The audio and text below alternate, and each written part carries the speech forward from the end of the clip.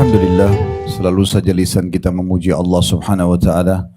Sebagai seorang muslim, kita sangat yakin kalimat alhamdulillah adalah kalimat syukur, berterima kasih kepada Sang Pencipta Allah yang dengannya segala kebutuhan kita untuk roda kehidupan di muka bumi ini akan dipenuhi oleh Sang Pencipta, dan juga akhirnya kita akan dapat balasan di surga yang abadi di akhirat sana. Oleh karena itu jadilah orang yang selalu membasahi lidah dan bibirnya dengan kalimat Alhamdulillah. Selanjutnya kita panjatkan salam hormat kita kepada utusan Allah Nabi besar Muhammad sallallahu alaihi wa alihi wa sahbihi wasallam, sebagaimana Allah telah perintahkan kita untuk mengucapkan salam hormat tersebut, dan tentunya sebagai balas jasa 23 tahun dari masa hidup beliau semuanya digunakan untuk agama ini. 13 tahun fase Mekah semuanya dengan hinaan, cacian, dan puncaknya diusir dari kampung halamannya Mekah. Kemudian 10 tahun fase penyempurnaan agama ini yang akhirnya sampai kepada kita. Nah, pada kesempatan ini Bapak Ibu sekalian, kita akan masuk ke faktor ketiga. Dan ini sebuah resep yang sederhana sekali, namun sayang kalau disia-siakan. Allah Subhanahu wa taala menjadikan ini sebagai senjata orang-orang beriman. Dan apa yang akan kita bahas ini bisa menembus benteng musuh tanpa senjata fisik, bisa juga menembus hati manusia yang sudah keras hingga menjadi lunak, bisa mengubah semua jenis-jenis hal yang kita tidak inginkan dari kriminal, dari kejahatan orang lain kepada kita menjadi perbuatan-perbuatan yang baik, menyembuhkan penyakit kita, memenuhi kebutuhan kita, apa saja yang kita butuhkan, maka kita bisa raih dengan faktor ketiga ini. Itu adalah doa. Itu adalah doa. Di buku kita ini ada di halaman 30 dibahas faktor ketiga tentang masalah doa. Kita akan mulai, Bapak Ibu sekalian, doa itu adalah curhatan kepada Allah. Ungkapan semua apa yang kita inginkan, yang kita harapkan dari mendapatkan nikmat atau selamat dari gangguan-gangguan dan siksaan, itu ada di doa. Kalau sama manusia, kita dianjurkan hanya konsultasi dan berbicara saja. Tidak dianjurkan dalam Islam untuk curhat dengan manusia. Ya, kita konsultasi, misal Bapak Ibu lagi sakit, kita konsul saja sama dokter. Makanya diistilahkan dengan konsultasi. Ya. Kalau kita datang ke dokter, dok kepala saya sakit sudah 2 hari.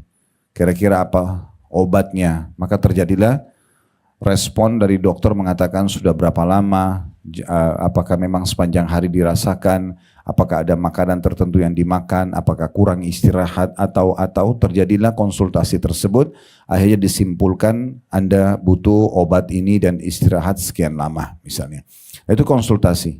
Begitu juga dengan para ustadz dan ustadzah. Kalau kita mau tanya tentang sebuah hukum, konsultasi saja. Ustaz, suami saya ucapin kalimat talak dalam kondisi dia sadar, tapi emosi. Apakah jatuh talaknya misalnya? Atau tentang anak saya susah sekali disuruh sholat. Bagaimana caranya supaya saya bisa menasihatinya?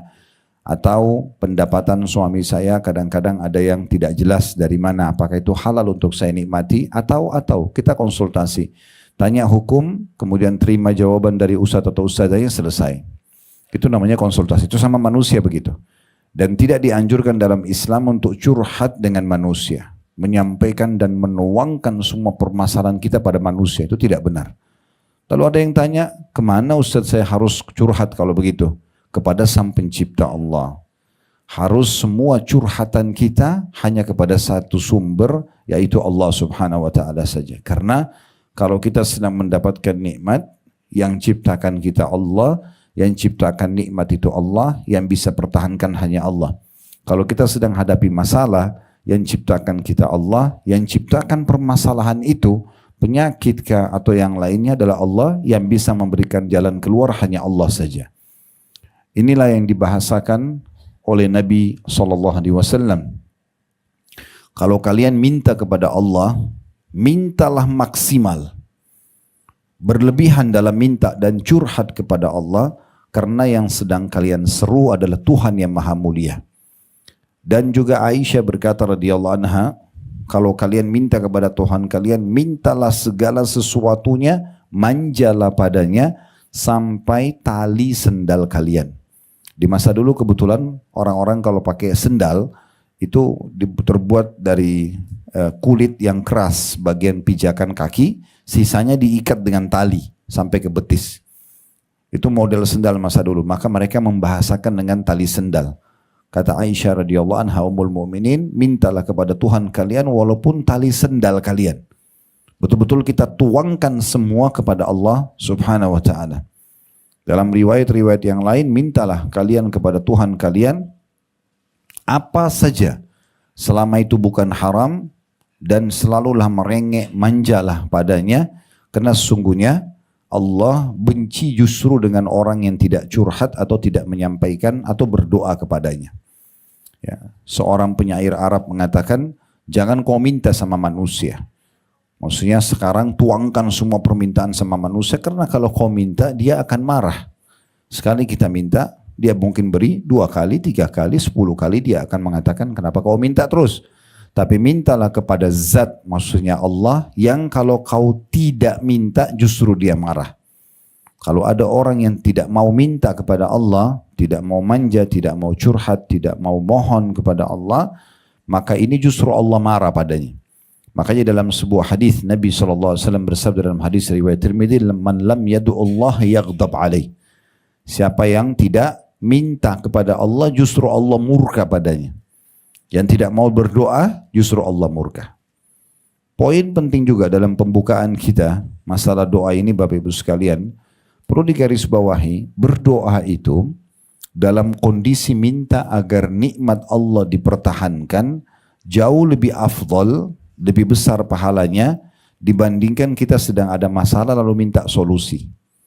Maksudnya begini, kalau ibu lagi sehat, ibu lagi melimpah rezeki, ada harta, ada rumah, ada pasangan, ada anak, ada makanan, ada semuanya, badan juga sehat.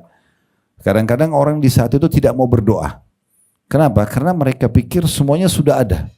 Apa yang mau diminta?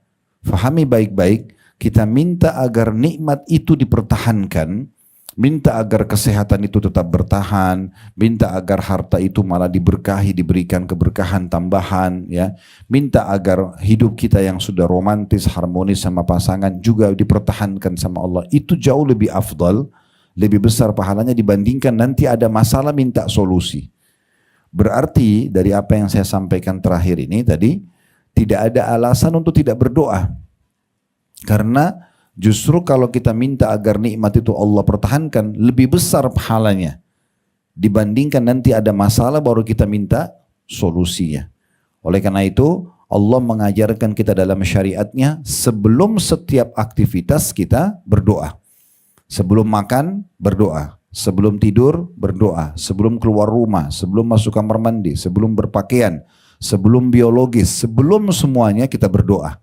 Kenapa? Agar kita mohon kepada Allah agar nikmat itu diberkahi, agar nikmat itu dipertahankan oleh Allah. Nanti kalau selesai baru kita bersyukur memuji Allah Subhanahu wa taala. Hati-hati Bapak Ibu sekalian, jangan dianggap remeh faktor ketiga ini dengan cara tidak mau berdoa, karena ini bisa sampai pada tingkat dosa kepada Allah Subhanahu wa taala. Justru kalau tidak mau manja dan curhat kepada Allah Subhanahu wa taala. Mohon maaf. Jadi kita harusnya menjadikan doa ini betul-betul sajian harian kita. Bahkan kita lebih butuh doa daripada makanan yang kita mau makan kalau lapar, minuman yang kita minum kalau kita lagi haus, tempat tidur kalau kita ngantuk, obat kalau kita sakit. Sebelum pergi ke dokter, berdoa dulu sama Allah. Ya Allah, sembuhin penyakit saya. Nanti Allah akan datangkan cara kesembuhan ya dari sisinya. Tiba-tiba kita konsultasi sama seorang dokter cocok, resepnya cocok, sembuh. Apakah dokter sama resep yang sembuhkan? Tentu saja bukan. Justru Allah Subhanahu wa taala yang mudahkan. Jangan sampai Bapak Ibu sekalian kita sakit lalu konsultasi sama dokter menjadi program nomor 1, melupakan doanya. Sehingga nanti kalau sudah mentok, sudah 20-30 dokter yang diajak ngomong, konsultasi dan ternyata nggak sembuh-sembuh, barulah mereka sholat malam berdoa kepada Allah. Ini keliru. Kalau sholat malam di hari pertama, maka Allah akan mudahkan kesembuhannya. Allah akan mudahkan segala urusannya. Bahkan mintalah segala sesuatu walaupun itu hal kecil di mata kita. Kenapa Bapak Ibu mengharamkan diri dari pahala dengan kalau mau keluar ke mall misalnya mau belanja, lalu kita minta ya Allah mudahin parkiran buat saya. Mungkin sederhana, tapi bisa saja hanya dengan mohon itu, mudahkan pakaian yang saya ingin beli, mudahkan makanan yang saya ingin makan dari restoran itu bisa. Kita dapat nikmatnya, kita dapat pahalanya. Karena doa itu adalah ibadah kepada Allah Subhanahu wa ta'ala. Bahasa jangan curhat sama manusia juga ini perlu difahami Bapak Ibu sekalian. Kata sebagian ulama, kalau seandainya yang kita ajak ngomong ini, yang kita curhati, orang yang mencintai kita, seperti kedua orang tua kita misalnya, kita tuangkan nih kepada dia, saya masalah begini, saya masalah begitu. Sebenarnya kita sedang membuat mereka sedih. Sebenarnya kita sedang membuat mereka sedih. Berapa banyak anak-anak yang tidak menyadari masalah ini, mereka masuk ke bab durhaka dengan orang tua tanpa mereka sadari. Di saat ada masalah rumah tangganya, datang curhat, dia sampaikan ya kepada kedua orang tuanya, suami saya begini, istri saya begini, segala macam dituangkan, orang tuanya kepikiran. Mau nggak mau, karena mereka mencintai kita. Pada saat mereka kepikiran, dan ternyata si suami istri yang ribut tadi sudah baikan, mereka nggak datang menyampaikan ke orang tuanya lagi. Oh kami sudah baikan, mereka tiba-tiba sudah baikan sementara orang tuanya terus kepikiran. Ini bisa masuk ke bab durhaka pada orang tua, karena membuat mereka terbebani secara pikiran. Ya, makin kita tidak bebankan sama manusia makin bagus. Yakinlah Bapak Ibu sekalian, puncak doa seseorang hamba adalah bagaimana justru dia selalu melibatkan Tuhannya Allah Subhanahu wa ta'ala dalam setiap keadaan dia. Dia manja, dia merengek, dia mohon kepada Tuhannya, maka itu akan sangat baik. Kalau yang kita sedang ajak bicara ini bukan orang yang mencintai kita, seperti misalnya teman baru kita kenalan, kita sudah curhat dengan dia. Sekarang dia tahu permasalahan kita, maka ini setiap saat bisa menjadi musuh kita. Setiap saat dia bisa menjadikan apa yang kita tuangkan dan kita sampaikan kepada dia menjadi senjata. Karena dia sudah tahu kekurangan kita.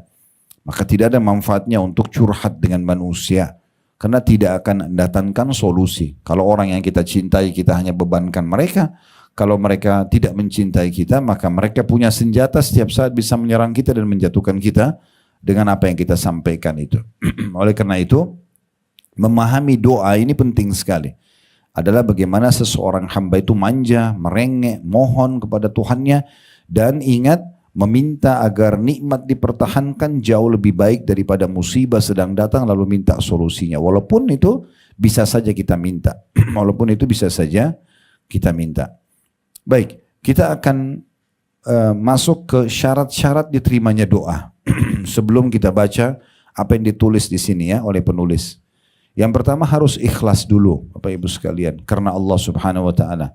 Lawannya ikhlas, riya, pamer, ya, mau dipuji. Nah kalau itu ada kita ikhlas. Kita tidak pernah berharap pujian dari orang. Ya, mau pamer sama orang kalau kita rajin berdoa. Maka secara otomatis masuk dalam syarat diterimanya yang pertama. Ya. Salah satu cirinya orang yang tidak ikhlas dalam doa, kalau dia lagi pergi ke Mekah, depan Ka'bah sengaja foto menghadap Ka'bah, angkat tangan. Padahal tidak sedang berdoa. Tidak sedang berdoa. Supaya dia pamer sama orang, kalau saya berdoa depan Ka'bah loh. Nah, ini berarti bukan ikhlas karena Allah.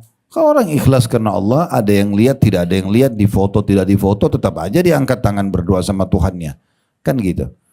Dan orang-orang yang suka riya ini, mudah-mudahan di sini tidak ada. Ya, insya Allah. Tapi orang yang suka riya, suka cerita sama orang, suka kejar pujian orang yang hanya sepanjang lidahnya, ini saya sarankan tidak usah lama-lama dalam riya itu.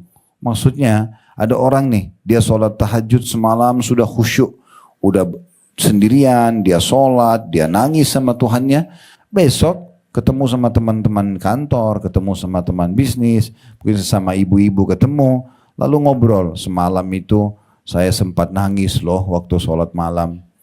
Bahasa ini untuk apa dia sampaikan? Manfaatnya apa buat temannya? Gak ada. Unsurnya hanya karena masalah riya. Supaya temannya bilang, oh kamu hebat ya.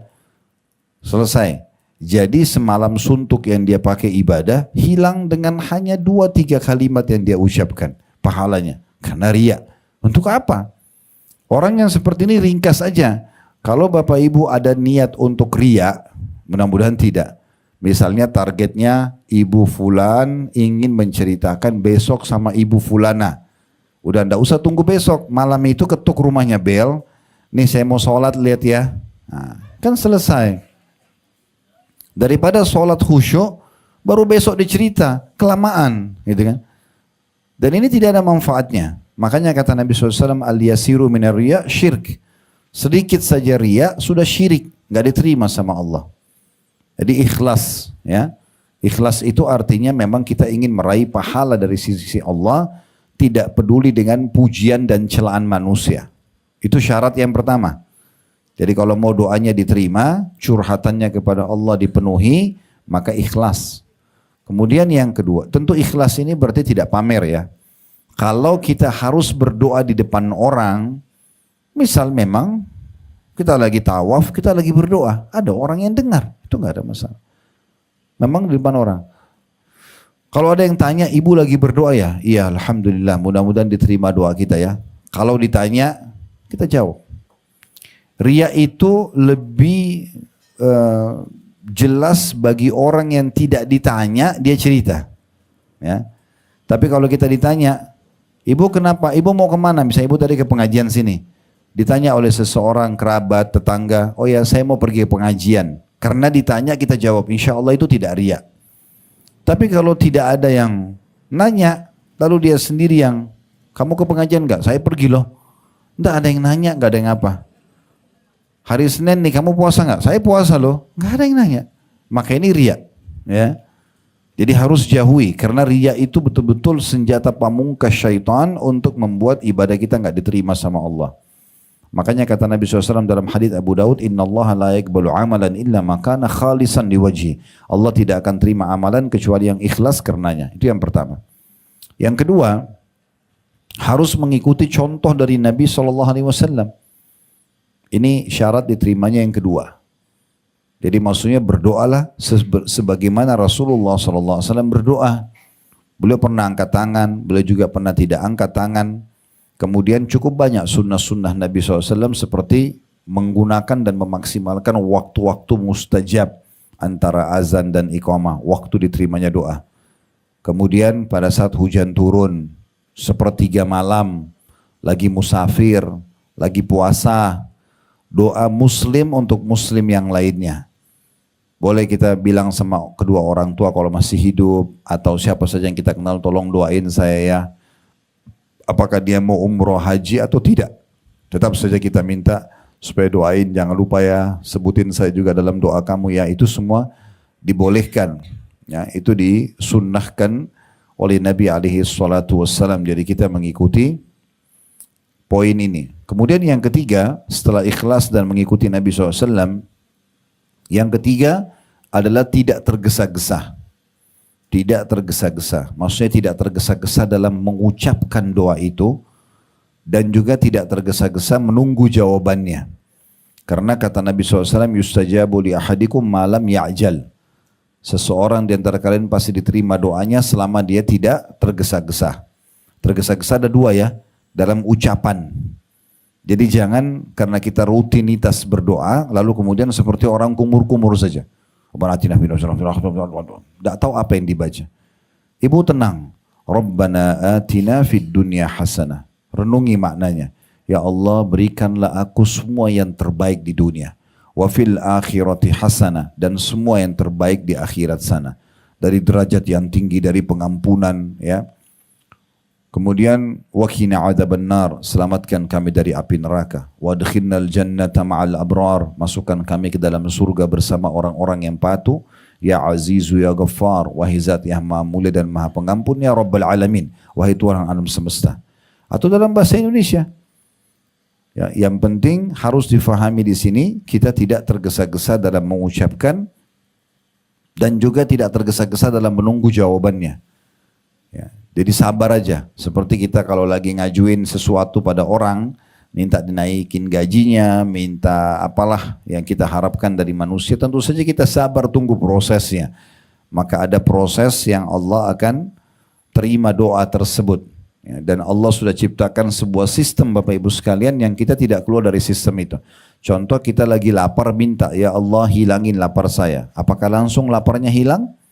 Jawabannya tidak. Sistem yang Allah buat adalah kita terfikir mau makan apa, lalu kita kunyah makanan itu, setelah itu diproses di usus baru laparnya hilang. Kita capek, Allah buat kita ngantuk, tidur, setelah sekian jam tidur, prosesnya baru capek kita hilang. Kan begitu. Jadi ada prosesnya. Proses ini harus kita fahami ya, sehingga kita tidak tergesa-gesa dalam mengucapkan ataupun menunggu jawabannya. Perlu Bapak Ibu garis bawahi, kalau Bapak Ibu berdoa dengan sepenuh hati kepada Allah, ya Allah mohon sembuhkan penyakitku ini karena tidak ada yang bisa menyembuhkan kecuali Engkau.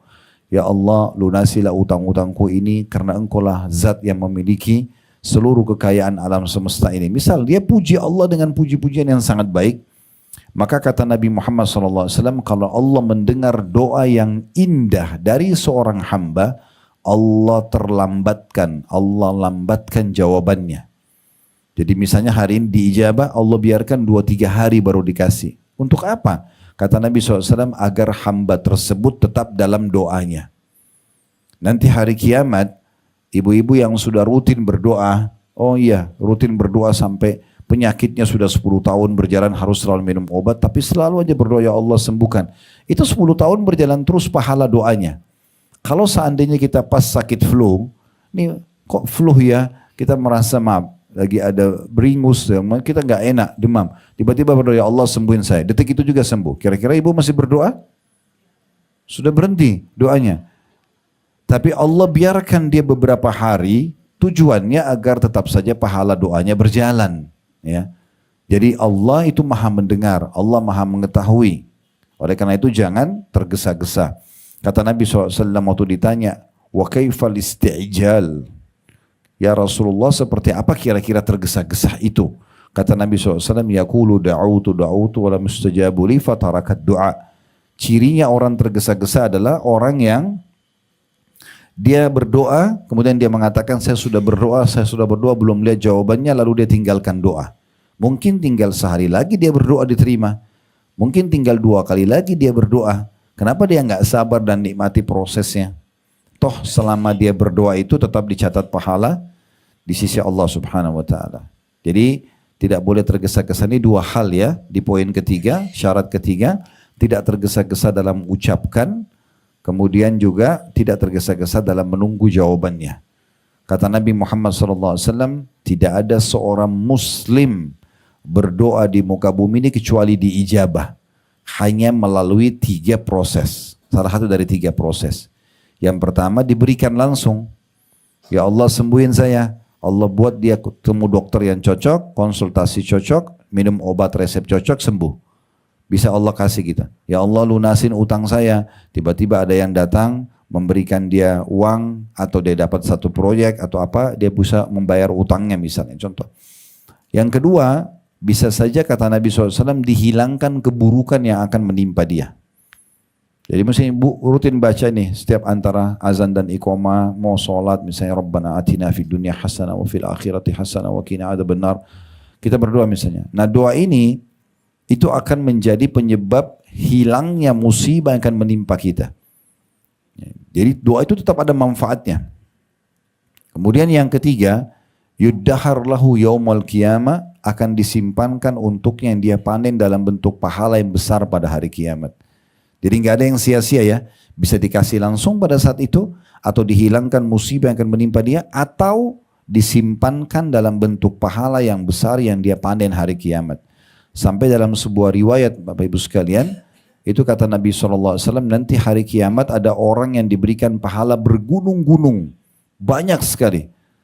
Sampai dia bingungnya karena dia tidak tahu ini amalan apa. Dia bilang sama para malaikat, ini amalan apa? Saya nggak pernah tahu saya berbuat amal sampai bisa mendatangkan pahala bergunung-gunung seperti ini. Kata para malaikat, ini adalah pahala doa-doa kalian yang kalian panjatkan di dunia yang belum kalian dapatkan balasannya di dunia. Misalnya ibu bilang, ya Allah sembuhin saya. Tapi ibu sampai meninggal tidak sembuh. Maka pahalanya kan jalan terus tuh. Nanti dalam bentuk pahala yang besar hari kiamat. Gitu kan. Nah nanti kata Nabi SAW, orang-orang yang dapat pahala bergunung-gunung ini berharap di saat itu agar semua doa yang mereka panjatkan selama di dunia tidak dikasih di dunia. Biar mereka panen dalam bentuk pahala yang besar pada hari kiamat. Jadi nggak ada doa sia-sia. Dikasih langsung, atau dihilangkan musibah yang akan menimpa dia, atau Allah simpan yang dia dalam bentuk pahala yang dia panen nanti hari kiamat. Ini syarat yang ketiga ya, tidak tergesa-gesa. Syarat yang keempat, memulai doanya dengan memuji-muji Allah. Harus puji Allah dulu. Minimal sekali ibu bilang Alhamdulillah, minimal. Ini dikaitkan dengan yang kelima sekaligus baca salawat kepada Nabi SAW. Ini wajib hukumnya. Minimal ibu bilang Alhamdulillah wassalatu wassalamu ala Rasulillah. Segala puji dan puja kehadirat Allah, juga salawat dan taslim kepada Nabi Muhammad SAW. Lalu baru ibu masuk ke doanya. Itu minimal. Makin banyak ibu puji Allah makin bagus. Misalnya ibu angkat tangan, Alhamdulillah segala puji dan puja untuk Allah. Ya Allah, Alhamdulillah atas nikmat umur yang Kau berikan. Alhamdulillah atas nikmat makanan. Alhamdulillah atas nikmat minuman, pakaian, pasangan hidup, anak-anak, pekerjaan, apalah. Semuanya kesehatan. Kita puji-puji Allah dengan apa yang Allah berikan kepada kita. Setelah puji Allah, baca salawat kepada Nabi SAW, baru masuk ke doanya. Ya, baru masuk ke doa. Kadang-kadang dalam doa-doa Nabi Muhammad SAW itu pujian beliau panjang sekali buat Allah. Terakhir doanya hanya minta agar Allah ampuni. Misalnya. Jadi ini hukumnya wajib. Mohon maaf. Jadi bukan pilihan ini ya. Untuk memuji Allah poin keempat. Dan yang kelima baca salawat kepada Nabi SAW. Kata Nabi Muhammad SAW. Doa seseorang di antara kalian akan dihijab, tidak akan diterima sampai dia membaca salawat kepadaku sallallahu alaihi wasallam. Jadi kita harus membaca itu minimal tadi Alhamdulillah wassalatu wassalamu ala Rasulillah. Lalu kemudian setelah itu kita sampaikan apa yang kita inginkan, apa yang kita inginkan. Jadi ini syarat-syarat mutlak dari diterimanya doa. Kemudian yang keenam, tidak boleh minta yang haram. Tidak boleh meminta yang haram. Minta dikasih harta oleh Allah tapi untuk judi, untuk zina, untuk apa itu tidak boleh. Ya. Karena kata Nabi SAW, Inna Allah tayyibun la yakbalu illa tayyibah. Allah suci dan bersih, tidak terima kecuali yang suci dan bersih juga. Ya. Jadi minta yang baik-baik aja pada Allah. Ya. Minta yang baik-baik saja. Dan boleh tamak ya. Tamak, ini bisa masukkan di poin ketujuh, tamak terhadap rahmat Allah. Itu salah satu syarat doa. Maksudnya tamak tadi itu yang saya kasih contoh. Ibu lagi sehat, ibu minta, ya Allah tambahkan kesehatanku ini. Itu kan tamak namanya. Sudah dikasih masih minta, nggak apa-apa. Sama Allah boleh. Bahkan itu masuk dalam syarat doa. Boleh kita tamak dengan rahmat Allah subhanahu wa ta'ala. Makanya tadi kata Nabi SAW, kalau kalian minta kepada Allah, maksimalkan. Minta, nggak ada masalah. Selama ibu dan bapak bukan minta ya sesuatu yang bentrok dengan sunnatullah, peraturan Allah, silakan minta. Nggak masalah. Maksudnya bentrok sama sunnatullah nggak mungkin kan. Misalnya ibu berdoa, ya Allah saya nggak suka malam, hilangkan malam. Itu kan nggak mungkin. Ya Allah saya nggak suka laki-laki, hilangkan laki-laki. Itu nggak mungkin. Itu bentrok dengan sunnatullah. Karena sistem Allah itu pasti ada kan. Tapi kalau ibu bukan minta seperti itu, minta sesuatu yang tidak bentrok dengan sunnatullah, bukan juga minta yang haram, maka Allah kasih. Cepat atau lambat akan datang jawabannya. Ya, itu poin yang ketujuh ya. Poin yang kedelapan, maksimalkan waktu-waktu mustajab. Nah ini yang tadi sudah kita singgung, tapi ini salah satu hal yang penting untuk diperhatikan ya. Kalau orang puasa, musafir, antara azan dan iqamah. Jadi kalau ibu sudah dengar azan, nah itu kan antara azan sama iqamah maksimal mungkin 5 sampai 10 menit ya. Udah iqamah ya, itu waktu mustajab doa. Walaupun ibu lagi tidak ke masjid, di rumah tetap aja maksimalin. Lagi di jalan pun di mobil dengerin azan. Ya, kalau dengar radio lagi azan misalnya di mobil, oke biarin azan, dijawab dulu apa yang diucapkan oleh muadzin. Karena kata Nabi SAW, kalau kalian dengarkan muadzin, ucapkanlah seperti yang diucapkan, lalu baca salawat kepadaku. Ya, kemudian bacalah Allahumma rabba hadhihi da'wati tamma was salatil qa'imah ati Muhammadan wasilata wal fadila wab'athu maqaman mahmudan allati wa'adta innaka la tukhliful mi'at. Lalu masuk ke doa kita. Tentu kalau doa-doa hajat, ada hajat Bapak Ibu mau sampaikan, dimulai dengan Alhamdulillah wassalatu wassalamu ala Rasulillah. Tapi kalau doa-doa itu bukan doa hajat, maka tidak perlu dimulai dengan Alhamdulillah wassalatu wassalamu ala Rasulillah. Seperti misalnya ibu mau masuk kamar mandi, Allahumma inni a'udzubika minal khubuthi wal khaba'ith, tidak usah kita bilang Alhamdulillah wassalatu wassalamu ala Rasulillah. Mau makan baca bismillah, tidak usah kita bilang Alhamdulillah wassalatu wassalamu ala Rasul, karena dia bukan doa hajat. Ya, nah itu tidak perlu dibaca. Mau keluar rumah Bismillahi tawakkaltu ala Allah, kita tidak usah mengatakan Alhamdulillah wassalatu, karena itu memang bukan doa hajat. Tapi kalau hajat, ibu minta kepada Allah, ingin curhat kepada Allah, maka mulai dengan memuji Allah dan membaca salawat kepada Nabi alaihi salatu wassalam. Baik, kita akan masuk membaca sekarang apa yang ditulis oleh penulis. Tadi itu semua adalah pembukaannya supaya jelas apa makna doa. Ya, memahaminya dia adalah curhat kepada Allah. Kemudian juga sudah kita jelaskan tentang beberapa hal berhubungan dengan masalah doa. Dan termasuk syarat-syaratnya tadi ada 8 yang sudah kita sebutkan. Sekarang kita akan masuk untuk membaca apa yang ditulis oleh penulis tentang masalah doa ini. Di halaman 30, di faktor ketiga, beliau tulis doa. Doa adalah ibadah dan itu di bold, ditebalkan. Ya. Kenapa ditebalkan? Karena ini yang ingin penulis titik beratkan. Kalau doa adalah ibadah, bahkan doa adalah murni ibadah. Maksudnya ibu baca saja, minta sama Allah, minta kesehatan, minta keturunan, minta dijaga ini, minta diberikan itu, minta diselamatkan dari yang ini dan itu, maka itu semua adalah ibadah. Akan ibu lihat jawabannya, tidak lihat jawabannya, tetap dicatat pahala. Nah itu namanya ibadah. Allah berfirman dalam surah Ghafir ayat 60 yang berbunyi wa qala rabbukum ud'uni astajib lakum innal ladina yastakbiruna an ibadati sayadkhuluna jahannama dakhirin. Dan Tuhan berfirman, Allah Subhanahu wa taala turunkan firman-Nya dari 1400 tahun yang lalu, berdoalah kepadaku, niscaya akan aku perkenankan bagimu, akan diterima. Tadi saya bilang bisa saja dikasih langsung, atau dihilangkan musibah akan menimpa dia, atau disimpankan dalam bentuk pahala yang dia panen hari kiamat. Begitu penyampaian Nabi SAW. Jadi Allah perkenankan pasti doa orang yang berdoa. Oleh karena itu hati-hati Bapak Ibu sekalian, jangan pernah ucapkan doa-doa buruk. Ya, gak boleh ucapin kata-kata buruk. Selalu kata-kata baik saja, kata-kata optimis. Kata Nabi SAW, jangan pernah kalian ucapkan kata-kata buruk buat diri kalian, keluarga kalian, harta kalian, dan berpapasan nanti malaikat lewat mengaminkan terjadilah. Misal anak kita yang kecil aktif, itu anak aktif, bukan nakal. Kalau ibu selalu ucapin, kamu kok nakal sekali, ini kan kata-kata buruk.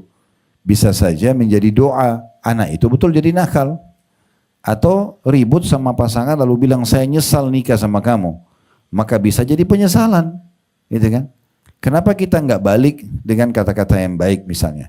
Walaupun anak kita sangat aktif, kita mengatakan semoga Allah selalu jaga kamu di atas ketaatannya, nak. Semoga kau tumbuh besar taat, ya. Semoga kau bakti sama orang tua. Walaupun dia sebenarnya mungkin menjengkelkan buat kita dari sikapnya.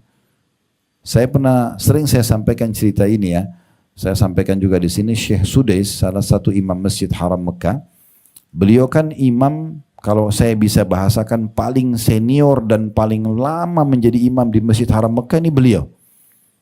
Belum ada orang mungkin ya yang sepengetahuan saya, sebatas ilmu saya, menjadi imam Masjid Haram itu yang selama Syekh Sudais ini. Dan orang semua suka suaranya. Sampai sekarang kalau di malam-malam ganjil, di malam 21, 23, 25, 27, 29 di akhir Ramadan. Begitu juga pada saat imam-imam haram mengkhatam Al-Quran pas hari juz ke-30 selesai, itu pasti yang berdoa Syekh Sudais. Jadi memang suaranya bagus, doanya kelihatan seperti dia sedang sama Tuhannya berdoa. Mau jutaan orang ikut di belakangnya, dia kayak tidak peduli dengan mereka. Sehingga doanya itu menyentuh sekali. Satu waktu pernah diwawancarai Syekh Sudes ini, sama salah satu reporter di TV di Saudi. Apa rahasianya? Kenapa Anda bisa menjadi imam haram? Dan sangat terkenal. Maka beliau mengatakan doa ibu saya. Terus si pembawa acara bilang, memang apa doa ibu Anda? Dia bilang, dulu saya waktu kecil, kalau saya sangat aktif, biasanya orang bilang nakal, ibu saya walaupun lagi jengkel, beliau selalu mengatakan, pergilah ke masjid haram, semoga kau jadi imam haram. Dalam kondisi anaknya aktif, yang biasa orang bilang nakal, dia nggak doain buruk. Dia masih mengatakan, pergilah ke masjid haram, semoga kau jadi imam haram. Jadi kita sejengkel apapun, ucapkan yang baik. Misal ada suami kita menjengkelkan, ya Allah berikan hidayah, ya Allah berikan ini, ya Allah itu dan ini. Kalau Allah terima doa kita, Allah ijabah doa kita dan dia berubah, semenjak dia berubah kita panen pahalanya. Karena kita salah satu penyebab orang itu jadi baik. Sekarang saya ingin kasih gambaran contoh realita di masyarakat kita. Kalau seandainya ada orang menjengkelkan banget, misal dia utang gak mau bayar, dia suka ganggu kita, ada dua pilihan doa. Yang mana kira-kira Bapak Ibu pilih? Doa yang pertama, kita minta supaya Allah hukum dia. Misal kita jengkel, ya Allah butakan matanya, ya Allah patahkan kakinya. Bisa orang jengkel dia berdoa begitu. Bisa nggak? Bisa. Itu opsi pertama. Opsi kedua, ibu doain supaya dapat hidayah. Ya Allah mudah-mudahan dia bayar utangnya. Ya Allah mudah-mudahan dia berubah dari orang jahat menjadi orang baik. Lalu Allah ijabah. Kira-kira mana yang lebih bagus? Benar. Yang biasanya yang mana? Dari wajah-wajahnya kayaknya yang pertama ini. Ya. Kalau yang pertama itu hanya dendam saja. Ya Allah patahkan kakinya. Baik Allah ijabah karena kita terzalimi patah kakinya. Terus ibu dapat apa? Nggak dapat apa-apa. Cuma Allah terima. Kalau kita terzalimi diterima nggak doanya? Diterima. Tapi kalau kita doain dia binasa, dia celaka, oke diterima. Habis itu dapat apa? Nggak ada. Cuma dendam doang. Udah selesai Allah balasin. Udah habis itu nggak ada apa-apa. Tapi kalau kita berdoa ya Allah berikan hidayah, ya Allah berikan petunjuk, lunakkan hatinya. Lalu dia dapat hidayah, dia bayar utangnya, dia berhenti ganggu kita, dia datang minta maaf. Semenjak itu kita panen pahala dia menjadi baik ke depan. Oleh karena itu hati kita harus selalu dibersihkan. Ya, orang jahat pun itu selalu didoakan yang baik-baik saja supaya Allah kasih mereka petunjuk. Ini termasuk bagian daripada ayat yang sedang kita bahas. Jadi Allah perkenankan ya, semua doa diijabah. Maka hati-hati jangan ucapkan kalimat-kalimat buruk. Ini saran saya saja. Bapak Ibu mulai hari ini jadikan rangkaian doanya begini. Ya Allah, aku memohon ampun kepadamu atas semua kata-kata buruk yang pernah aku ucapkan untuk diriku, keluargaku dan hartaku. Kita berdoa begitu. Karena jangan sampai penyakit yang menimpa kita, ributnya rumah tangga yang terjadi, nakalnya anak-anak dan segala macam, mungkin kena lisan kita. Maka kita memohon ampun, ya Allah aku memohon ampun kepadamu dari semua kata-kata buruk yang pernah aku ucapkan buat diriku, keluargaku dan hartaku. Karena kalau itu betul penyebabnya maka akan diangkat sama Allah. Ya. Jangan heran setelah itu kalau misalnya tiba-tiba anak kita berubah jadi bakti, suami kita jadi baik, istri kita jadi baik dan seterusnya, itu bisa saja terjadi. Tidak ada yang mustahil. Ya. Karena doa itu sangat ampuh sekali. Ya, sangat ampuh sekali. Sesungguhnya kata Allah, orang-orang yang sombong maksudnya tidak mau berdoa. Tidak mau menyembahku, maksudnya berdoa akan masuk neraka jahanam dalam keadaan hina dan dina. Ya, di sini berarti opsinya berdoa berpahala, kalau tidak mau berdoa berdosa. Ini kan luar biasa, berarti Allah memang mau kita manja, Allah mau kita mohon. Dan ingat saya ulangi lagi, ini yang ketiga kali saya ulangi, memohon agar nikmat itu dipertahankan dan tamak dengan rahmat Allah bagian daripada doa itu sendiri. Jadi nggak usah tunggu sakit baru berdoa, enggak, berdoa terus setiap saat. Karena minta dipertahankan kesehatan jauh lebih afdal di sisi Allah SWT lebih besar dibandingkan sakit minta supaya dikasih kesembuhan. Jadi nggak ada alasan untuk tidak berdoa. Ya. Dan kata Nabi SAW, ini kalau saya tanya Bapak Ibu sekalian, mau nggak di saat kita lagi genting, lagi butuh, Allah ijabah doa kita? Mau nggak diijabah doanya? Kita lagi sakit, kita lagi ada masalah, diganggu orang, lalu kita dapat solusinya. Maka kata Nabi SAW, kenali Tuhanmu di saat kamu lapang, Dia akan mengenali kau di saat kamu sedang susah. Jadi kalau mau diijabah doanya di saat kita genting, justru di saat kita sehat, lagi nggak ada masalah, rajin berdoa. Nanti di situ akan dibantu oleh Allah. Nah seperti itu. Jangan nanti kita malah rajin beribadah di saat ada masalah saja. Orang yang seperti ini biasanya setelah selesai masalahnya, penyakitnya sembuh, utangnya lunas, sudah berhenti berdoa. Karena memang dia bukan jadikan doa itu sebagai ibadah. Kemudian beliau mengangkat penulis ini di halaman 31 setelah firman Allah SWT surah Ghafir ayat 60 adalah sabda Rasulullah SAW, ad-du'a'u huwal ibadah. Ketahuilah doa itu adalah ibadah. Artinya kita lihat jawabannya, tidak lihat jawabannya, tetap akan panen pahala pada hari kiamat nanti. Selain memang sangat dekat dengan ijabah, bisa Allah kasih. Jadi kata penulis, doa adalah ibadah karena Allah Azza wa Jal. Azza wa Jal maksudnya sifat-sifat Allah ya, makanya dimiringkan. Azza wa Jal maksudnya mulia dan maha tinggi.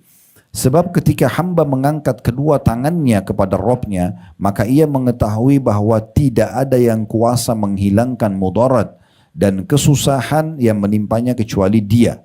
D-nya besar, kata ganti Allah. Dan tidak ada seorang pun yang mampu merubah keadaannya dari kesusahan menjadi kesenangan kecuali Allah. Tadi saya bilang, kita kalau sehat, lagi banyak nikmat yang ciptakan kita Allah, yang ciptakan nikmat Allah, yang bisa pertahankan hanya Allah. Kita kalau lagi ada musibah, masalah, maka yang ciptakan kita Allah, yang ciptakan musibah itu Allah, yang bisa memberikan jalan keluar hanya Allah. Maka beruntunglah hamba yang faham tentang poin ini. Kemudian dikatakan, dan tidak ada seorang pun yang mampu merubah keadaan dari kesusahan menjadi kesenangan kecuali Allah. Dengan demikian, doa adalah ketundukan di hadapan Sang Pencipta dan munajat kepada Allah. Doa adalah seruan dari hamba kepada Robnya, curhatannya kepada Tuhannya, agar memberikan inayah kepadanya, maksudnya pertolongan. Ia memohon pertolongan kepadanya, N-nya besar kata ganti Allah, kepadanya ya, dan memohon pertolongan dan taufik darinya. Hakikat doa adalah menampakkan kebutuhan kepada Allah Ta'ala dan berlepas diri dari daya dan kekuatan. Betul-betul kita justru tidak menunjukkan kemampuan kita, tapi kita curhat kepada Allah, minta agar Allah yang mudahkan. Minta agar Allah yang mudahkan. Ya. Sebagian salafus salih, ya, sebagian ulama-ulama orang-orang saleh sebelum kita itu saking manjanya sama Allah, sampai mau makan aja, mereka masih mohon kepada Allah, ya Allah mudahkan makanan ini untuk saya nikmati. Ya. Jadikan berkah buat saya, gitu kan. Jangan hilangkan nikmat ini tapi tambahkan. Padahal mau makan. Orang kan bisa sederhana tinggal baca bismillah, masuk dengan tangan kanan, selesai. Tapi mereka tunggangi lagi itu untuk menjadi sumber doa mereka. Jadi selalu berdoa. Doa adalah tanda peribadatan. Karena itu Nabi SAW mengatakan doa adalah ibadah. Merasa butuh mengandung pujian kepada Allah Ta'ala dan menisbatkan kemurahan kepadanya. Ada yang mengatakan doa adalah kunci kebutuhan itu sendiri. Ya, ada satu ulama di Mekah dulu, tabi'in, namanya Sufyan Ats-Tsauri. Kalau Bapak Ibu searching di Google Sufyan Ats-Tsauri, banyak sekali kisah beliau karena ini orang soleh banget. Tapi salah satu julukan beliau adalah Sajjad. Sajjad itu orang yang suka sekali kalau sujud. Ya, dia kalau sujud kepada Allah tidak angkat kepalanya kecuali semua sudah dituangkan kepada Allah. Itu ciri khasnya dia. Ya, sampai dahinya hitam. Dia kena selalu sujud. Kalau dia sujud dia tidak angkat kepalanya. Sampai salah satu temannya pernah menceritakan, saya pernah tawaf di Ka'bah karena mereka tinggal di Mekah. Saya pernah tawaf di Ka'bah sementara Sufyan Ats-Tsauri sedang sujud di sujud pertama di rakaat pertama. Kemudian saya tawaf 1, 2, 3 sampai 7 kali tawaf. Itu Sufyan Ats-Tsauri masih di sujud pertama di rakaat pertama. Dia belum angkat kepalanya. Dia tuangkan semua hajatnya kepada Tuhannya. Dan subhanallah ini mungkin pernah kita lalui ya pada saat kita mohon kepada Allah. Coba kita nikmatin, nangis, curhat kepada Allah itu kayak ada yang plong dalam hati. Walaupun sebenarnya kita mungkin belum lihat solusi dari masalah kita. Sebenarnya itu sudah ada jalan keluarnya. Tinggal kita continue aja, rutinkan aja. Selesai, akan ada solusinya. Karena orang kalau minta kepada Tuhannya itulah sumber yang paling benar. Makanya saya bilang tadi jangan jadikan Allah sebagai nomor ke-30. Ya. Dokter terus, setelah itu mentok baru sholat tahajud, baru berdoa. Ini sayang banget. Kenapa nggak dari awal sholat malamnya? Nanti Allah akan mudahkan urusannya selesai. Selanjutnya kata penulis, doa itu memiliki keistimewaan. Di antaranya bahwa doa adalah ibadah. Artinya dicatat pahala di sisi Allah. Keikhlasan. Tadi kena syaratnya harus ikhlas. Puji-pujian. Memuji Tuhan Allah. Karena tadi syaratnya juga harus memuji Allah. Syukur. Kita bersyukur, berterima kasih pada Allah dan mohon pertolongan kalau lagi ada masalah. Allah telah menjelaskan bahwa seandainya bukan karena doa, niscaya beberapa kaum telah dibinasakan. Tetapi Allah subhanahu wa ta'ala menyelamatkan mereka disebabkan karena doa mereka. Jadi sebagian tokoh-tokoh Mekah, Bapak Ibu sekalian tokoh Quraisy dulu, mereka sebenarnya kufur kepada Allah. Tetapi karena mereka yakin Ka'bah itu rumahnya Allah, mereka juga kalau tawaf masih minta sama Allah. Ya, minta sama Allah agar dimaafkan kesalahannya, agar diberikan keturunannya. Tapi mereka syirik.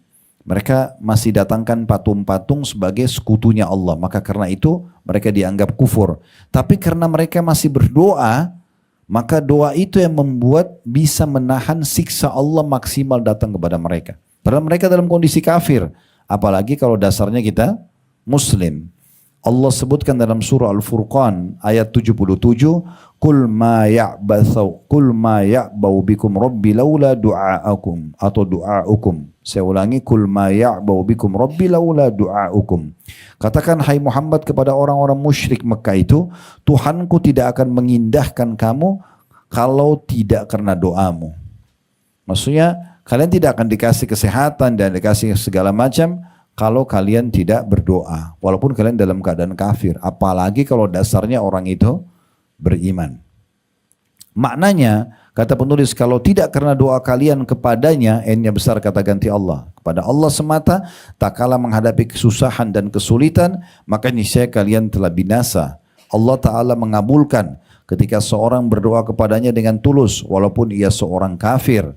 Sebagaimana Allah sebutkan dalam surah Al-Ankabut ayat 65. Orang kafir pun kalau dia mohon kepada Allah, Allah masih bisa terima. Kalau dalam kondisi mereka kafir, apalagi kalau Muslim. Ya. Tapi tentu di sini permintaan mereka adalah permintaan yang bersifat kebutuhan mereka ya. Itu yang diterima sama Allah. Kalau orang kafir mendoakan binasanya orang Muslim itu tidak bisa diterima. Tidak diterima. Tapi kalau mereka minta makan, mereka minta minum, mereka minta kesembuhan, Allah bisa terima. Tapi yang penting mereka minta kepada Allah. Walaupun orang kafir, apalagi orang Muslim, kan gitu. Tapi kalau mereka minta agar Allah binasakan kita orang Muslim itu tidak bisa. Karena pernah satu kali dalam hadits Bukhari, Nabi Muhammad SAW sedang jalan bersama istrinya Aisyah radhiyallahu anha. Kemudian ada beberapa pendeta Yahudi lewat lalu mengatakan Assalamu alaikum. Assam, bukan assalam. Assam artinya kematian. Jadi orang-orang Yahudi doakan keburukan buat Nabi SAW. Assalamualaikum. Mereka pikir Nabi nggak dengar. Maka Aisyah marah radhiyallahu anha sambil mengatakan semoga kematian buat kalian. Aisyah marah kepada orang-orang Yahudi. Kata Nabi SAW, wahai Aisyah tenanglah. Kata Aisyah, ya Rasulullah, tidakkah anda dengar apa yang mereka ucapkan? Mereka bilang assam, bukan bilang assalam. Maka Nabi SAW menjawab, wa'alaikum, dan untuk kalian. Kata Nabi SAW, tidakkah engkau telah mendengar ucapan doaku, balasanku? Ketahuilah doa kita kepada Allah untuk mereka diterima, doa mereka kepada Allah untuk kita tidak diterima. Maksudnya kalau mereka minta kita dibinasakan, Allah tidak terima. Tapi kalau orang-orang kafir ini hanya minta hajat-hajatnya pribadi, Allah masih kasih. Ya, sebagai bentuk kasih sayang Allah kepada makhluknya secara umum. Sebagaimana Allah sebutkan dalam surah Al-Ankabut ayat 65, itu ada di halaman 33.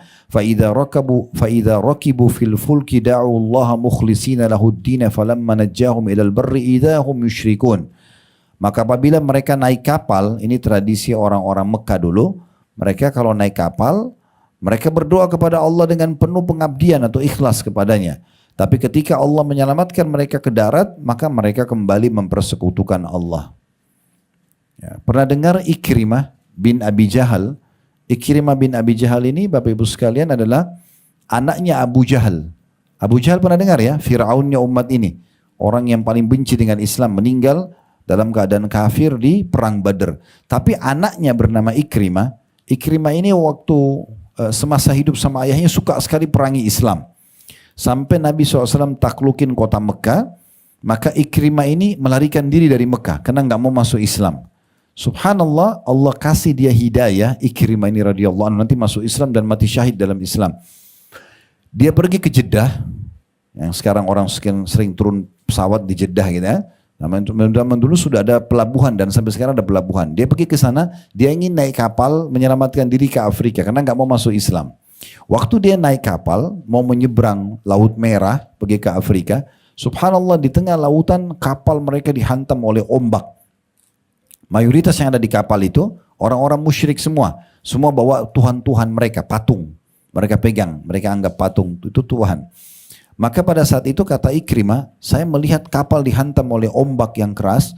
Mereka semua pada minta pada patungnya. Panggil Tuhannya, Lat, Uzza, nama-nama Tuhan mereka waktu itu.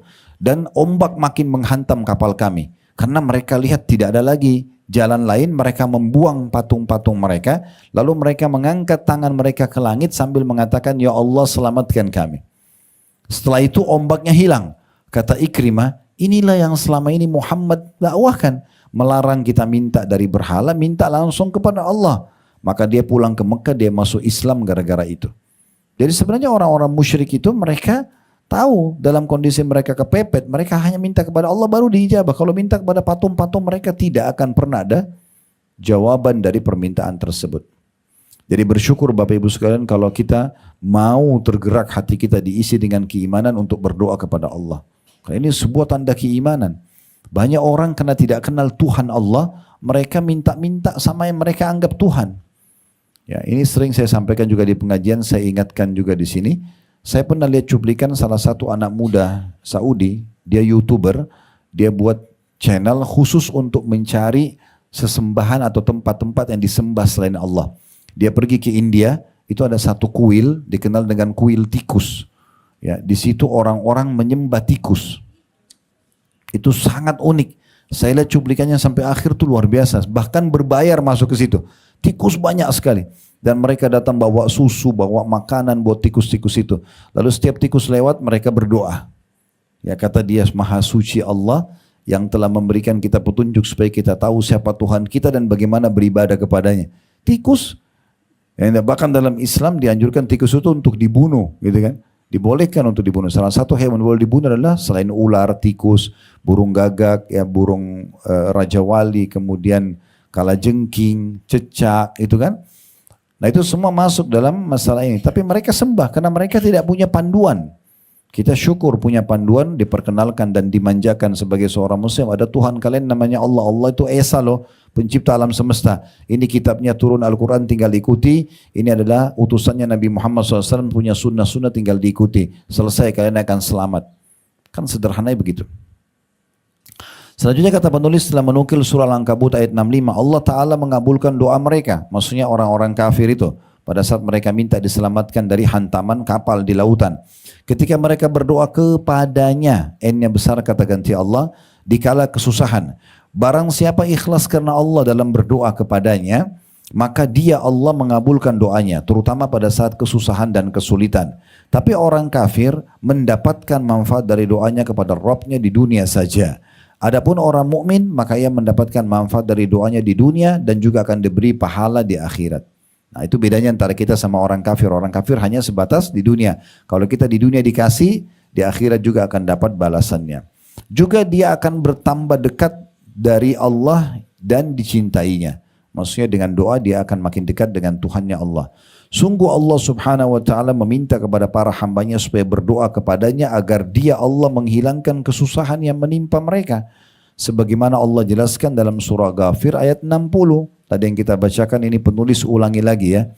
Wa qala rabbukum ud'uni astajib lakum innal ladzina yastakbiruna an ibadati sayadkhuluna jahannama dakhirin.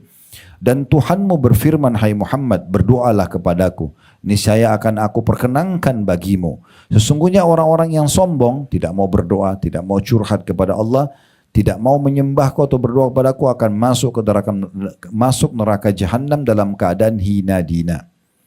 Dia Allah berjanji mengabulkan doa sesudah berdoa, dan dia Allah tidak akan menyelisihi janjinya. Lebih khusus lagi, jika doa itu disebabkan kesusahan yang menimpa kaum muslimin, maka dia mengabulkan doa mereka. Sebagaimana Allah berfirman dalam surah Al-An'am ayat 43. Falaula idh ja'ahum ba'suna tadarra'u walakin qasat qulubuhum. Tapi mengapa mereka tidak memohon berdoa kepada Allah dengan kerendahan hati ketika siksaan kami datang menimpa mereka? Sakit, masalah-masalah yang sedang dihadapi. Kenapa justru tidak minta doa pada saat itu?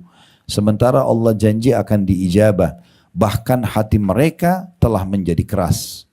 Kalau orang-orang kafir, mereka ada masalah larinya ke diskotik, larinya ke bar, larinya ke mabuk. Ya sudah begitu. Kalau kita tidak seperti itu. Ya. Dan jalan pintasnya, tujuan kita belajar hari ini, dahulukan doa dulu baru ikhtiar yang lain. Dahulukan doa dulu baru ikhtiar yang lain. Sebelum berobat, sebelum konsultasi dokter, sebelum mulai ikhtiar apapun, doa dulu. Minta agar Allah berikan jalan yang terbaik, pilihan yang terbaik gitu ya.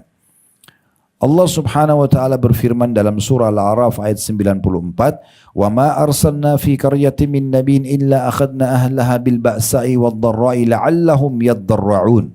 Dan kami tidak mengutus seorang nabi pun kepada suatu negeri, lalu penduduknya mendustakan nabi itu, melainkan kami timpakan kepada penduduknya kesempitan dan penderitaan agar mereka tunduk dengan merendah hati. Jadi ujian-ujian pun datang kepada seseorang hamba, tujuannya sebenarnya agar mereka kembali kepada Tuhannya. Ya. Mungkin Bapak Ibu pernah alami ya, ada masalah apa genting dalam hidup kita, lalu kita curhat sama Allah, kita berdoa, kita nangis. Jadi resep yang paling baik itu, ada masalah, wudu, pakai mukenahnya di tempat sejadahnya, sujud kepada Allah, minta, itu sudah solusinya. Setelahnya nanti kita tinggal ikhtiar yang lain, Allah akan mudahkan. Kekerasan yang terdapat dalam hati adalah merupakan dampak dari dosa-dosa. Maksudnya kayak tidak mau berdoa, ya, sering putus asa terhadap Allah. Dari masalah bukannya dia bertaubat, malah dia buat dosa yang lainnya misalnya. Ini semua kekerasan terdapat dalam hati merupakan dampak dari dosa-dosa. Dan itu adalah sebab karena tidak merendah diri kepada Allah, serta tidak tunduk kepadanya hingga dikala kesusahan. Barang siapa tidak merendahkan diri kepada Allah, terutama dikala kesusahan, maka hatinya keras. Dan kekerasan hati itu peringatan terhadap kebinasaan. Sedangkan hati yang paling jauh dari Allah adalah hati yang keras. Ya.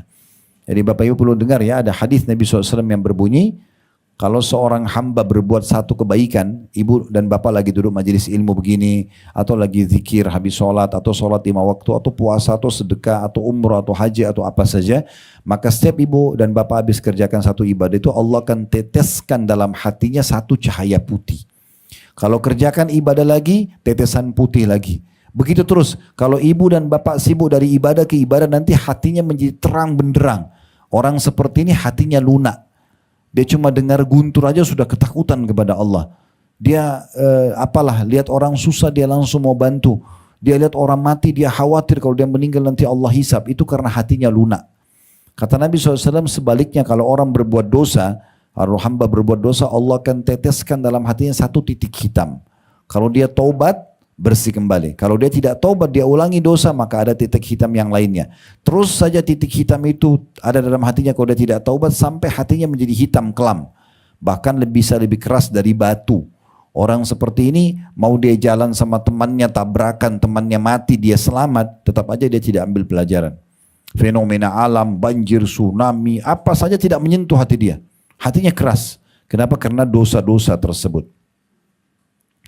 Makanya di sini beliau mengatakan kekerasan terdapat dalam hati adalah merupakan dampak dari dosa-dosa, dan itu adalah sebab karena tidak merendahkan diri kepada Allah serta tidak tunduk kepadanya hingga dikala kesusahan pun tidak mau berdoa.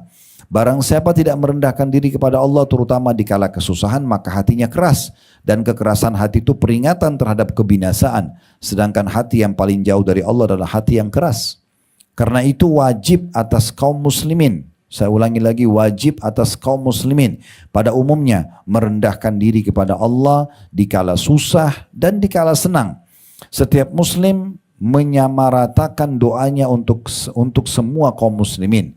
Berdoa kepada Rabb-Nya agar melenyapkan segala kemaksiatan baik zahir maupun batin yang dijumpai di masyarakat dan mendoakan dengan kebaikan untuk para pemimpin kaum muslimin serta memberikan taufik kepada perkara yang dicintai dan diridhoi oleh Allah. Di paragraf ini sedikit saya mau jelaskan. Yang diingatkan oleh penulis adalah usahakan dalam setiap berdoa Bapak Ibu sekalian selalu libatkan muslimin. Kita bilang misalnya yang sering kita dengar ya, Allahumma gfir lil muslimina wal muslimat. Ya Allah ampunilah semua laki-laki muslim dan perempuan muslimah, mukminin dan mukminat, laki-laki mukmin dan perempuan mukminah. Terus kita tambah al-ahya minhum wal amwat, yang hidup dan juga yang sudah meninggal. Ini doa dahsyat sekali Bapak Ibu sekalian. Karena kata Nabi SAW, siapapun yang mendoakan saudaranya muslim, maka dia akan diberikan untuk satu muslimnya satu pahala. Saya detik ini ibu cuma bilang, Allahumma gfir lil muslimina wal muslimat. Sekarang jumlah umat Islam misalnya 2,5 miliar. Ibu dapat 2,5 miliar pahala hanya itu saja. Gak ada susahnya. Jadi jangan pernah lewatkan dalam setiap doa kita, sisipkan doakan untuk muslimin. Ya sama sekali sekarang teman-teman kita di Gaza, di Syria, di Irak, dimanapun yang sedang mereka tertindas, doakan agar Allah berikan mereka jalan keluar, Allah maafkan kesalahan mereka, Allah terima para syuhada mereka. Apa susahnya? Berapa menit sih kita berdoa begitu? Bagaimana kalau Allah ijabah dan kita panen pahala bersama mereka? Allah kasih kita pahala para syuhada karena mendoakan diterima syuhada mereka. Allah berikan mereka kemenangan. Maka semenjak Allah berikan kemenangan nanti insya Allah, dan itu pasti terjadi, maka kita akan panen pahala ketenangan dan ketentraman serta kemerdekaan mereka setelah itu. Jadi selalu berdoa. Kemudian juga berdoa kepada Rabb agar melenyapkan segala kemaksiatan. Ini termasuk. Jadi jangan cuma doakan diri kita sendiri. Bapak Ibu juga doakan agar semua orang yang melanggar ya, maksiat kepada Allah, Allah beri hidayah. Ibu kenal, bapak kenal atau tidak kenal. Ya Allah berikan hidayah seluruh umat Islam, bahkan manusia yang masih melakukan perbuatan dosa. Gak apa-apa kita berdoa. Dapat pahalanya. Dan dengan itu kita juga lepas hisab hari kiamat, karena kemungkaran kan harus dipungkiri. Tapi kalau kita berdoa, ya Allah hilangkanlah semua kemaksiatan, ya Allah berikanlah hidayah para pelaku maksiat, para pelaku kebinian, maka kita selamat dari hisab hari kiamat karena kita sudah berdoa kepada Allah, dan kita bisa panen pahala mereka, pahala doa dan pahala mereka di saat mereka dapat hidayah. Baik zahir maupun batin. Ya. Kemudian juga ya, atau apa saja kita lihat di masyarakat, ya, apa hal-hal yang masih salah di masyarakat, kita berdoa supaya Allah hilangkan, berikan hidayah tetangga kita, berikan hidayah siapa saja, lingkungan yang masih kotor supaya Allah rapikan apa, dia kan sebagai doa, semua kita berdoa. Dan ini yang tidak kalah penting ya, mendoakan dengan kebaikan untuk para pemimpin kaum muslimin, ini masih jarang di Indonesia, sayang sekali ya, agar mereka diberikan taufik kepada perkara yang Allah ridhoi. Kita suka tidak suka sama pemimpin itu, doakan agar Allah kasih hidayah. Perhatikan kata Umar radhiyallahu anhu, kalau seandainya saya punya satu doa mustajab, pasti doa saya diterima, saya akan doakan untuk pemimpin agar dapat hidayah. Karena kalau doa untuk saya pribadi, untuk saya, tapi kalau doa untuk pemimpin dan Allah kasih itu, maka maslahatnya lebih umum. Ya kan? Daripada kita cuma tahu mencaci maki, menyalahkan, doakan kebaikan. Ya, saya lihat di Saudi, Bapak Ibu sekalian itu luar biasa. Setiap Jumat, mau di Masjid Haram, di Masjid Nabawi, di Mekah atau di Madinah atau di masjid-masjid lain, hampir satu Saudi, semuanya khatibnya pasti doakan supaya raja mereka diberikan kesehatan, raja mereka diberikan keselamatan, diberikan petunjuk, supaya memberikan amanah masyarakat, supaya selamat dari gangguan, negara mereka aman. Itu hampir semua khatib berdoa.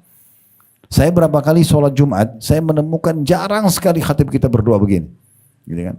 Padahal 200 juta lebih umat Islam di Indonesia, kalau 80% kalau semua berdoa kebaikan, Allah kasih hidayah. Gitu kan? Supaya Allah berikan petunjuk. Dan di saat Allah ijabah, mereka menjalankan ya kebaikan, maka kita ikut panen pahala bersama mereka. Maka doakan. Ya, ini termasuk hal yang luput dari banyak orang di antara kita, gitu kan? Jadi jangan, ini sering saya bahasakan, jangan kita menjadi seperti penonton bola, ya. Kita kebanyakan jadi seperti penonton bola. Yang main di lapangan bola itu pemain bola sudah dari kecil latihan. Tendangan penalti segala macam sudah biasa. Penonton ini biasanya merasa diri selalu lebih pintar daripada pemain.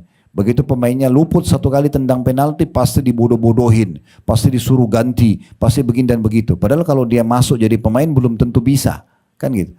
Kenapa kita nggak bilang kasih semoga nanti lain kali dia jadi bisa tendang yang baik, semoga dia jadi gini. Kenapa kita nggak doakan kebaikan? Kenapa suruh ganti? Kenapa doakan keburukan? Padahal ini bahaya sekali mudaratnya, gitu kan? Ini contohnya. Jadi doa untuk para pemimpin ini luar biasa. Kalau Allah ijabah doa kita dan Allah buat hatinya jadi lunak mau menjalankan perintah agama, maka kita akan ikut panen pahala bersama mereka. Baik, ini 2 paragraf terakhir. Kata penulis sudah cukup untuk menunjukkan keutamaan doa bahwa tak kala Allah Subhanahu wa taala hendak membinasakan kaum Yunus, Nabi Yunus alaihissalam, maka mereka bersungguh-sungguh berdoa kepada Allah dan Allah pun menghindarkan azab dari mereka setelah sebab-sebabnya sudah ada dan tanda-tandanya tampak jelas sebagaimana dalam surah Yunus. Jadi ini saya ceritakan ya, cukup banyak umat-umat sebelum kita yang Allah binasakan. Pernah dengar kaum Samud, kaumnya Nabi Saleh, ya? Itu sekitar 4 jam dari kota Madinah, dikenal dengan Madain Saleh. Sampai sekarang bekas-bekas pemukiman mereka yang mereka pahat gunung masih ada. Ada kaum Ad, kaumnya Nabi Hud, ya, di negeri Yaman. Kemudian ada kaum Lut di Laut Mati Jordania, ya, yang Allah sebutkan kalian sering melolang-lalang melewati tempat mereka disiksa itu, ya. Ada Namrud, kaumnya Nabi Ibrahim di Irak. Bapak Ibu kalau ketik di searching di Google, peninggalan Namrud di Babilonia di Irak, masih ada sampai sekarang. Fir'aun yang Allah binasakan, kaumnya Nabi Musa, kan banyak yang Allah binasakan ya. Itu semua kenapa? Karena mereka kufur kepada Allah. Nabi-nabi mendakwahi mereka untuk taubat, untuk balik, mereka tidak mau. Tapi ada satu kaum, satu-satunya kaum yang tadinya sudah akan datang kebinasaan sama mereka, batal siksa itu adalah kaumnya Nabi Yunus. Ya, jadi Nabi Yunus ini Nabi yang datang dari luar Nainawa, nama kotanya Nainawa, di Irak dulu ya. Biasanya sebelum Nabi Muhammad SAW, Bapak Ibu sekalian, Allah utus Nabi itu bisa dari suku situ, kayak orang Indonesia, diutus dari orang Indonesia Nabinya misalnya. Bisa juga dari orang luar. Nah, Nabi Yunus ini kebetulan dari luar Nainawa. Orang penduduk negeri Nainawa ini di atas 100.000 orang di masa itu cukup besar. Mereka sembah berhala. Nabi Yunus datang mendakwahi mereka supaya mereka taubat, tinggalkan sembah berhala segala macam. Mereka nggak mau dengar. Mereka nggak mau dengar. Akhirnya ada 2 hal yang terjadi. Ada kesalahan Nabi Yunus, ada kesalahan kaumnya. Kesalahan Nabi Yunus alaihissalam, akad antara nabi-nabi dengan Allah, mereka nggak boleh tinggalkan lokasi dakwanya kecuali Allah izinkan. Walaupun sampai dibunuh oleh kaumnya. Pernah dengar Nabi Yahya? Nabi Yahya anak Nabi Zakaria, sepupunya Nabi Isa alaihissalam, itu dibunuh oleh kaumnya. Tapi dia tetap bertahan karena memang Allah tidak izinkan dia keluar dari wilayah dakwanya. Nah, Nabi Yunus waktu mendakwai penduduk Nainawa, jangan sembah berhala, nanti Allah marah, nanti begini, nanti begitu. Ini cara ibadah yang benar. Tidak mau dengar. Nabi Yunus berdoa sama Allah, ya Allah tolong berikan saya penduduk lain. Jangan negeri ini gak mau dengar. Tapi Allah belum ijabah. Allah belum kasih kepada dia perintah untuk tinggalkan Nainawa. Nabi Yunus berijtihad, berusaha sendiri, dia ambil inisiatif tinggalkan Nainawa. Karena itu Allah hukum Nabi Yunus. Dia naik ke kapal, kemudian kapalnya dihantam oleh ombak, maka kapten kapalnya mengatakan kita harus kurangi beban kapal. Dibuanglah barang-barang, semua masih tidak bisa. Maka mereka bilang harus dikurangin penumpang. Setiap kali diundi nama Nabi Yunus yang keluar. Sebagian orang di kapal bilang, jangan dia Nabi Allah. Kami tahu dia ini di Nainawa. Tapi setiap kali diundi nama keluar nama Nabi Yunus. Maka akhirnya Nabi Yunus mengatakan mungkin ini peringatan dari Allah sebagai hukuman karena saya tinggalkan Nainawa. Tapi sudah terlanjur di atas kapal. Maka Nabi Yunus berdiri di pinggir kapal, begitu dia loncat ke lautan ditelan oleh ikan paus. Kan gitu. Akhirnya Allah ceritakan dalam Al-Quran bagaimana dia di perut ikan itu, kalau dia bukan termasuk orang yang banyak bertasbih, membaca la ilaha illa anta subhanaka inni kuntu minadh dhalimin, maka pastilah dia akan tinggal di perut ikan itu sampai hari kiamat. Ringkas cerita, Allah muntahkan Nabi Yunus kembali dari mulut ikan itu, kemudian dia dipertemukan, Allah berikan dia seekor sapi yang bisa diperas susunya, dia juga memakan dari pohon labu, kemudian dia mengambil dari daun-daun pohon untuk jadi pakaian, karena pakaiannya hancur semua di dalam perutnya ikan, baru kemudian dia kembali ke negeri Nainawa. Ini kisah Nabi Yunusnya. Kisah kaumnya, waktu Nabi Yunus tinggalkan, maka yang terjadi, seperti yang Nabi Yunus ancamkan, ya. Kalau kalian tidak mau beriman sama Allah, tidak mau tinggalkan sebab berhala, nanti Allah datangkan hukumannya loh ini. Ini langit bisa turunin hujan, bisa terjadi gempa, bisa segala macam. Kalian bisa binasa. Waktu Nabi Yunus tinggalkan, Nabi Yunus dihukum sama Allah karena tinggalkan tugas. Tapi penduduk Nainawa juga Allah hukum. Apa hukumannya? Allah jadikan langit gelap, turun hujan deras. Bumi juga ngeluarin air. Maka penduduk Nainawa jadi kacau semuanya Bapak Ibu sekalian. Mereka berantakan, lari-lari sana sini. Untungnya raja mereka pada saat itu tiba-tiba berakal dan dia mengatakan begini sama kaumnya, wahai kaumku, jangan kalian lari-lari, percuma. Kalau lihat ini, lihat semuanya langit gelap, hujan turun dengan deras, bumi sudah keluarin angin, ini nggak ada keselamatan. Saya mengajak kalian untuk kita kembali kepada apa yang dipanggil oleh Nabi Yunus. Nabi Yunus ajak kita beriman kepada Tuhan namanya Allah. Sekarang coba kita nyatakan kita beriman sama Tuhannya Yunus itu. Kita nyatakan kita taubat dan kita segera mau menerima agama nabinya. Maka serentak waktu itu semua yang lagi lari-lari itu kumpul semuanya sujud kepada Allah. Mengatakan ya Allah kami beriman kepadamu. Terjadi keajaiban luar biasa. Langit yang gelap jadi terang. Kemudian air semua nyurut kembali masuk ke bumi. Akhirnya mereka tidak jadi dibinasakan. Satu-satunya kaum yang sempat selamat dari siksa Allah yang sudah datang itu kaumnya Nabi Yunus. Allah kekalkan dalam surah Yunus dalam Al-Quran, ya. Ini yang dikatakan oleh penulis di sini. Sebenarnya sudah cukup kata beliau, dahsyatnya doa adalah selamatnya kaumnya Nabi Yunus karena mereka berdoa dan menyatakan beriman sama Allah, Allah selamatkan dari siksa. Kemudian beliau mengangkat sabda Nabi SAW, la yaruddul qada'a illa du'a. Tidak ada yang dapat menolak qada kecuali doa. Maksudnya doa itu sangat dahsyat, ya. Sampai keputusan, ya, qada pun itu bisa saja berubah dengan doa yang kita panjatkan kepada Allah Subhanahu wa taala, kayak musibah yang akan menimpa kita jadi nggak jadi menimpa misalnya, ya. Berdoa pada saat berhadapan dengan musuh dan ketika mengalami kesusahan lebih cepat dikabulkan, ya. Kalau seandainya ada orang yang sedang berhadapan sama musuh, kayak orang-orang di Palestina sekarang, mereka berdoa itu lebih cepat diijabah sama Allah Subhanahu wa taala. Kalau ada yang mengatakan, tapi kenapa Allah belum kasih kemenangan? Pasti ada hikmah. Allah lebih tahu, tapi apakah Allah akan ijabah? Pasti. Tidak ada keraguan dalam hati seorang muslim. Cepat atau lambat akan datang pahala dan juga jawaban tersebut. Allah berfirman dalam surah Al-Anfal ayat 9, ini sebagai penutup, إِذْ تَسْتَغِيثُونَ رَبَّكُمْ فَاسْتَجَابَ لَكُمْ أَنِّي مُمِدُّكُمْ بِأَلْفٍ مِنَ الْمَلَائِكَةِ مُرْدِفِينَ. Ingatlah ketika kamu, hai Muhammad, dan orang-orang yang beriman padamu memohon pertolongan kepada Tuhanmu, lalu diperkenankanlah bagimu, sungguh aku akan mendatangkan bala bantuan kepadamu dengan 1000 malaikat yang datang berturut-turut. Ini surah Al-Anfal sebagai penutup Bapak Ibu sekalian adalah ayat Al-Quran yang turun di perang Badr. Di perang Badr, waktu itu kekuatan umat Islam hanya 314 orang melawan 1000 orang.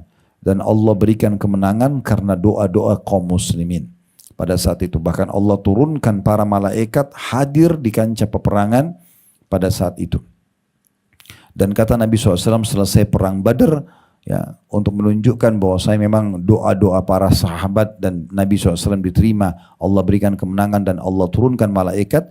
Beliau mengatakan kepada para sahabat, maukah kalian melihat perbedaan antara korban kalian dengan korban para malaikat? Kata para sahabat, tentu ya Rasulullah. Kata Nabi SAW, yang kalian temukan jari-jari musuh terpotong dan ada luka bakar, serta leher mereka tertebas dan ada luka bakar, itu adalah korban para malaikat. Itu adalah korban para malaikat. Jadi doa itu kalau datang Bapak Ibu sekalian dan diterima, datang sesuatu yang di luar akal kita. Allah berikan solusi jalan keluar di luar daripada prediksi kita. Oleh karena itu sebagai penutup kami sarankan untuk tidak meninggalkan doa sama sekali. Ya, kenali Tuhan kita pada saat lapang, maka dia pasti akan kenali kita pada saat kita susah, Allahu a'lam.